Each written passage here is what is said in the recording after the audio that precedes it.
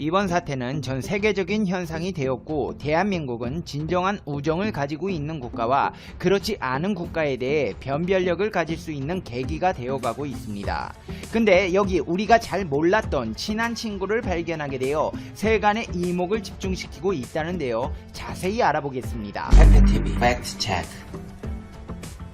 최근 국내 온라인을 중심으로 에티오피아의 방역을 돕자는 목소리가 나오고 있습니다. 근데 그 이유가 눈에 가는데요. 아프리카 유일의 6.25 한국전쟁 참전국이라는 겁니다. 실제로 지금으로부터 정확히 70년 전인 1950년 6.25 전쟁이 발발했을 당시 세계 최약국이었던 한국은 다급하게 전세계에 파병 지원을 요청했습니다. 그때 머나먼 땅 아프리카에서 유일하게 지상군을 보낸 국가가 있었습니다. 바로 에티오피아였습니다. 한국에 참전한 많은 국가 중에 이해관계를 위해서가 아닌 오직 침략으로부터 자유를 지키기 위한 신념으로 손을 내민 나라는 에티오피아뿐이었습니다. 그 당시 에티오피아를 다스렸던 하일레 셀라시의 황제는 직접 황실 직속 병력 군대를 파병하며 이렇게 말했습니다. 가거라. 살아 돌아올 생각을 하지 말고 전부 거기에 가서 모두 맹렬하게 싸워서 전사하거라.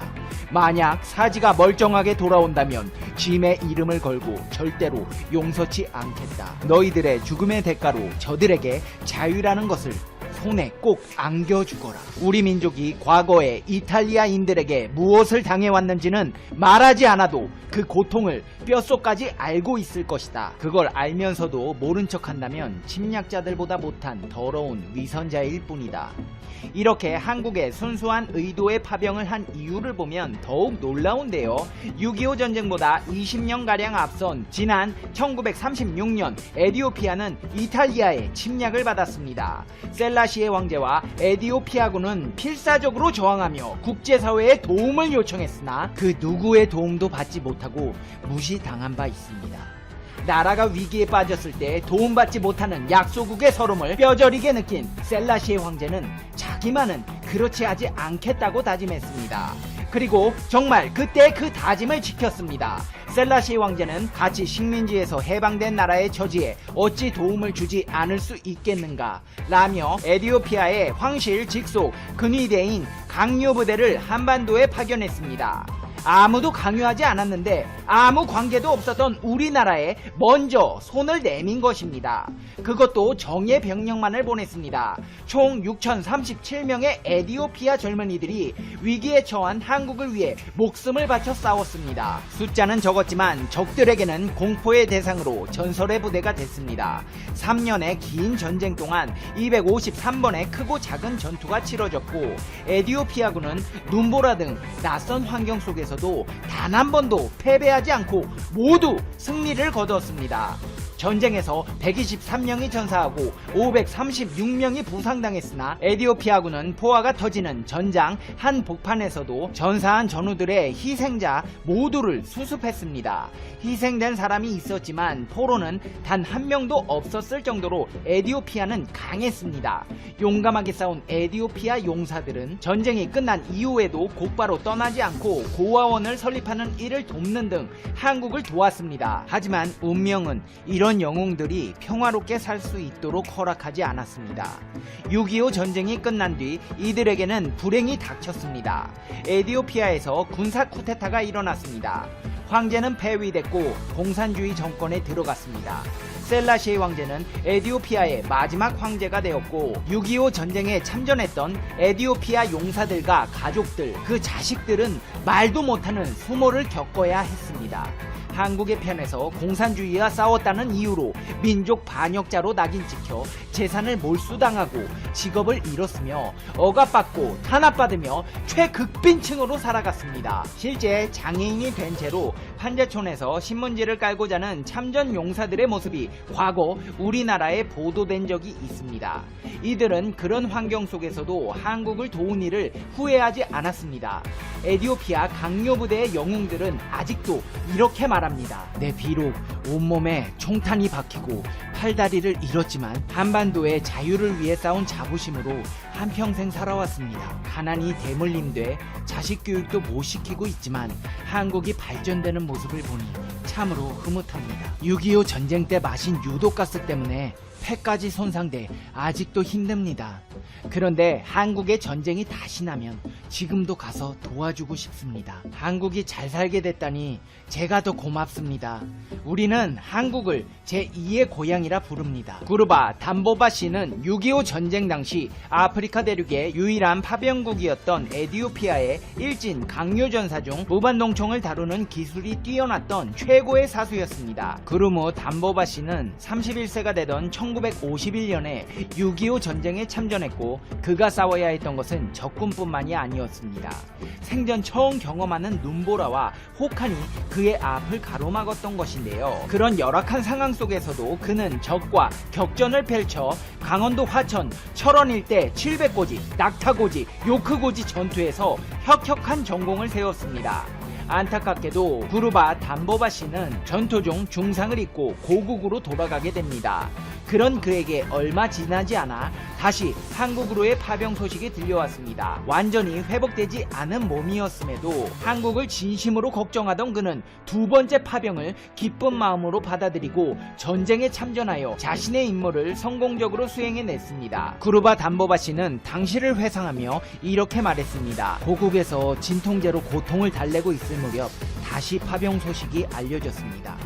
전쟁에 대한 참혹한 기억이 지워지지 않았지만 고통받는 한국인을 외면할 수 없었습니다. 1974년 에티오피아가 공산화되면서 한국의 자유민주주의를 지키기 위해 싸웠던 참전용사들은 어려운 생활을 이어가야 했습니다. 구르바 담보바 씨도 예외는 아니었습니다. 경제적 어려움 속에서도 그는 지구 반대편에 한국인을 도와 대한민국 자유를 수호했던 기억을 자랑스럽게 여겼습니다. 대한민국 정부는 그의 전공을 기려 6.25 전쟁 종공기장을 수여했습니다. 그랬던 에티오피아가 오늘날 우리나라에 도움을 요청하고 있습니다. 아비 총리는 자신의 사회관계망 서비스에 글을 올려 한국은 현 사태에 성공적인 대응 사례라며 관련 사태 극복을 위해 한국에 지원을 부탁한 사실을 밝혔습니다. 이 같은 사실이 알려지자 국내 온라인 커뮤니티와 SNS 등에서 에티오피아를 돕자는 의견들이 쏟아졌고 누리꾼들은 과거 에티오피아의 참전 사실을 언급하면서 이제는 한국이 도와야 할 때라고 주장하고 나섰습니다.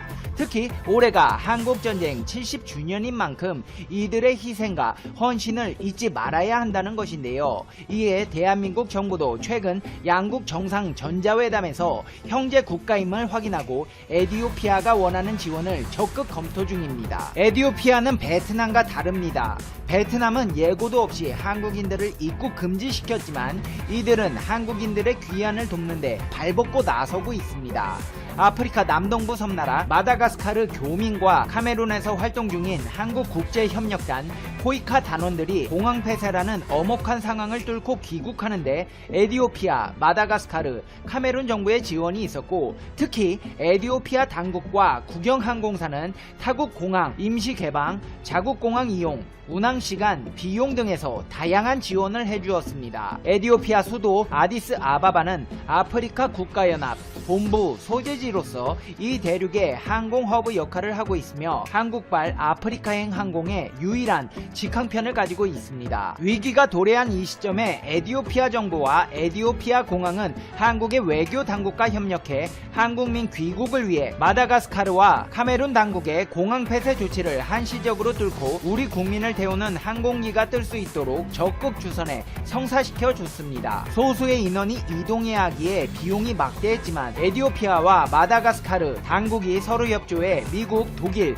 영국민 등 다른 나라 사람들에게 대한 추가 모객에 나섰고 카메룬에서도 에티오피아 항공사가 한국인들을 태울 비행기에 일본 국제협력단 자이카 사람들을 함께 태우는 작업을 성사시켰습니다. 이들 에티오피아 항공과 아프리카 당국들의 노력으로 한국민 귀환 비용이 당초 예상보다 3분의 1 수준으로 줄어든 것으로 알려졌습니다. 귀국에 성공한 한국 국민들은 에티오피아 정부, 에티오피아 항공, 마다가스카르 정부, 카메룬 정부에 깊은 감사를 표했습니다. 대한민국 정부도 UN 평화유지군 파견 임무를 마치고 복귀한 한빛부대를 언급하며 우리 한빛부대 장병들이 아비 총리와 에티오피아 관계당국의 적극적인 협조 덕분에 에티오피아 항공전세기를 이용해 무사히 귀국했다며 감사의 뜻을 전했습니다. 한국 정부는 현재 120여 개국 지원 및 수출 요청이 있기 때문에 에티오피아를 우선순위로 정하고 있는 것으로 알려져 있습니다.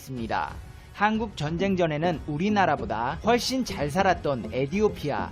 그러나 그들도 내정과 국가 지도자 및 사회 지도층 인사들의 무능과 부패로 인해 무너졌습니다. 지구상에서 제일 빈곤한 국가 중 하나가 되고만 에티오피아지만 현재 한국이 잘 살 수 있는 것은 이들의 피와 땀이 있었기 때문입니다. 이제는 우리가 나서서 따뜻한 손길로 가난과 질병으로부터 그들을 보호해 주어야 하지 않을까 생각해 봅니다. 이제 페페TV의 결론 듣겠습니다. Conclusion. 페페TV. 구르무 담보바시를 비롯한 안녕하세요. 상식이 돈이 되는 지식스쿨입니다.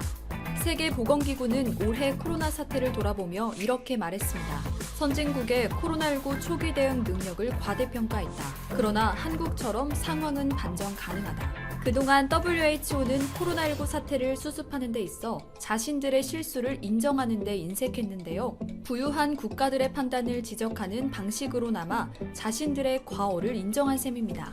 실제로 이번 코로나 사태 당시 WHO와 선진국들의 대응은 부실했고 결국 많은 나라들이 셧다운될 정도로 역대급 경제 충격을 받았습니다. 하지만 대한민국은 달랐습니다. 미국과 세계 각국의 성장률이 많이 떨어지고 있을 때도 한국은 K방역과 국민들의 노력으로 경제적 선방을 이뤄냈거든요.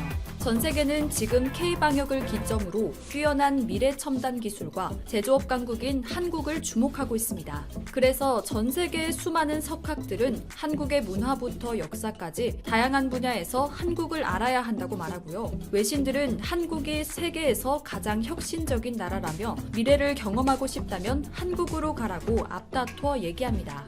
또 세계적인 투자자 짐 로저스도 이제 중국어가 아닌 한국어를 배워야 된다며 머지않은 미래엔 한국이 세계 경제의 중심이 될 거라는 예언까지 했습니다. 이렇게 한국이 전 세계에 뜨거운 관심을 받는 동안 바로 옆에 있는 일본은 우리와 정반대의 상황을 겪고 있습니다. 잘못된 길을 가면서도 자신들이 옳다며 우기다가 끝끝내 자멸의 길로 들어선 건데요. 이젠 일본 내부에서조차 아베 정부를 믿지 못하고 쓴소리만 무성하다고 합니다. 그렇다면 요즘 대체 일본이 어떻게 하고 있길래 이런 평가를 받는지 한번 알아볼까요? 영상 시작 전 좋아요와 구독 부탁드립니다. 전 세계가 인정하는 가치 투자자 워렌 버핏이 인정한 바로 그 책. 오른쪽 버튼을 눌러보세요. 매일같이 코로나 확진자가 폭증하고 있는 일본은 한 달 새 확진자가 10배 넘게 늘었습니다. 지난 7월 31일 신규 확진자는 1,500명이 넘었고 29일엔 1,264명, 30일엔 1,301명을 기록하면서 일본은 사흘 연속 최다 기록을 경신했죠. 이렇게 일본 전역에 코로나가 급속도로 확산되고 있는데도 일본 정부는 아직 긴급사태 선언을 발령할 상황이 아니라고 합니다. 최근 늘어난 환자들은 젊은 세대가 많고 중증 환자가 적어서 긴급사태를 선언했던 지난 4월과는 상황이 다르다는 겁니다.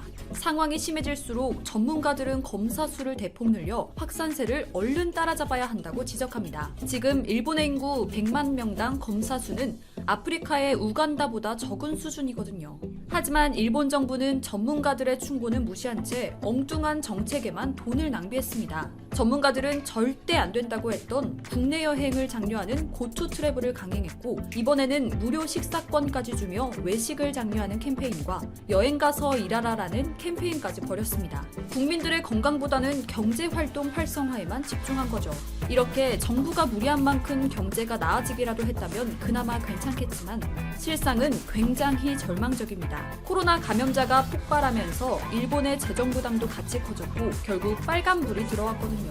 한국의 증시는 이미 회복돼 상승세를 타고 있지만 일본은 증시가 계속 떨어지고 있고 이로 인해 아베노믹스도 치명타를 입었습니다. 지금 일본은 망해가고 있습니다. 해외 전문가들은 일본이 망해가고 있는 징조들을 진단하며 고령화, 저출산, 국가부채, 거기다 일본 국민들의 폐쇄성, 이 모든 문제들이 해결되지 않으면 일본에게 앞날은 없다는 다소 잔인한 분석 결과까지 내놨습니다. 상황이 이렇게 흘러가자 아베는 모습을 감추고 어떤 기자회견에도 모습을 드러내지 않고 있습니다. 일본 국민들과 언론은 이런 아베 총리가 무책임하다며 비난을 퍼붓고 있죠.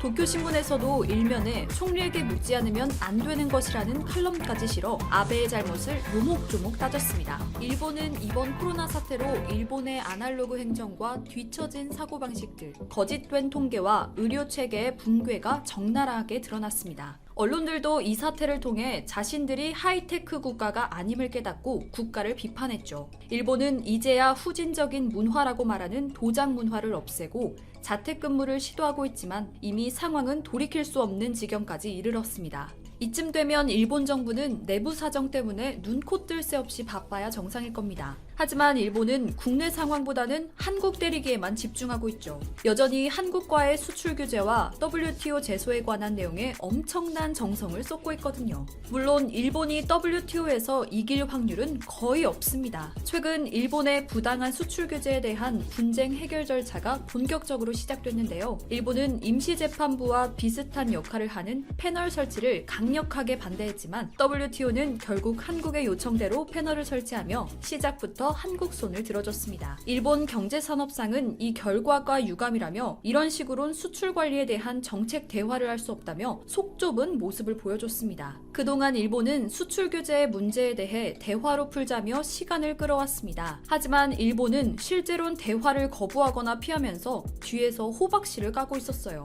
이미 외무성에 국제소송 대응 부서를 신설해 WTO 대응팀을 꾸려뒀거든요. 다행히 한국은 얌체 같은 일본이 저렇게 나올 걸 알고 절차대로 제소를 진행하고 있습니다. 한국의 제소로 일본은 자국 수출 규제가 왜 정당한지 설명해야 하는 처지가 됐죠. 한국은 승소에 유리한 자료들도 많이 확보해뒀습니다. WTO 규범인 관세무역 일반협정의 3개 조항에서 일본이 위반했다는 점을 들어 일본이 수출 규제를 해결할 의지가 없다는 것과 수출 규제가 자유무역을 추구하는 WTO의 협정 위반이라는 걸 입증할 수 있다는 겁니다. 일본은 본인들의 사례가 예외라고 주장하지만 전 세계 여론도 차갑습니다. 미국의 국무부 차관보부터 슈나이더 교수까지 한국 편을 들고 있거든요. 게다가 일본 언론에서조차 이번 사건으로 일본이 명분과 실리 모두를 잃었다고 밝혔습니다.